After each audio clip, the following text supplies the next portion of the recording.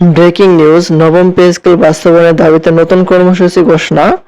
সরকারি চাকরিজীবীদের পক্ষ থেকে নবম পে স্কেলের যে বাস্তবায়ন করা নিয়ে আন্দোলন হচ্ছে সেটি নিয়ে নতুন কর্মসূচি ঘোষণা করা হয়েছে। আর এখানে বিস্তারিত কি আলোচনা করা হয়েছে আপনাদের মাঝে জানিয়ে দেওয়ার চেষ্টা করব। আশা করি ভিডিওটি মনোযোগ সহকারে শেষ পর্যন্ত দেখার চেষ্টা করবেন। আর আমাদের চ্যানেলটিতে প্রতিনিয়ত পে স্কেলের সকল আপডেট নিউজগুলো সবার আগে প্রকাশ করা হয়, তাই অবশ্যই আমাদের চ্যানেলটির সঙ্গে থাকবেন। এই খবরটি আজকে প্রকাশ করা হয়েছে। দেখি বিস্তারিত কি বলা হয়েছে। দেখতে পাচ্ছি বলা হয়েছে সরকারি কর্মচারীদের নতুন পে স্কেল বাস্তবায়নের দাবিতে আগামী 1 মে শ্রমিক দিবসের সমাবেশের ঘোষণা দিয়েছে বাংলাদেশ সরকারি কর্মচারী দাবি আদায় ঐক্য পরিষদ। বৃহস্পতিবার সংগঠনটির পক্ষ থেকে পাঠানো এক সংবাদ বিজ্ঞপ্তিতে কর্মসূচির কথা জানানো হয়। সংবাদ বিজ্ঞপ্তিতে বলা হয়, বৃহস্পতিবার বাংলাদেশ সরকারি কর্মচারী দাবি আদায় ঐক্য পরিষদের মুখ্য সমন্বয়ক মোহাম্মদ ওয়ারেস আলীর সভাপতিত্বে ও সদস্য সচিব মাহমুদুল হাসানের সঞ্চালনায় ঈদ পরবর্তী সাংগঠনিক আলোচনা পে স্কেলের গেজেট বাস্তবায়ন বিষয়ে গুরুত্বপূর্ণ সভা অনুষ্ঠিত হয়।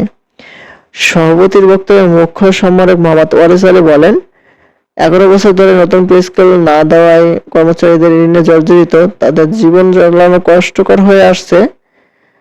গত 11 বছরের মূল্যস্ফীতি ও বার্ষিক বেতনের বৃদ্ধির মধ্যে কোনো সমন্বয় না থাকায় কর্মচারীরা এখন ক্ষুধার জ্বালায় জর্জরিত, তাদের রাতের আধারে রিকশা চালাতে হচ্ছে।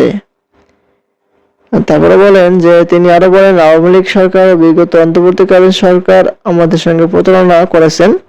আমরা বর্তমানে সরকারি প্রধানমন্ত্রীর কাছে এখন দ্রুত পে স্কেল বাস্তবায়নের জন্য বিশেষভাবে অনুরোধ জানাচ্ছি।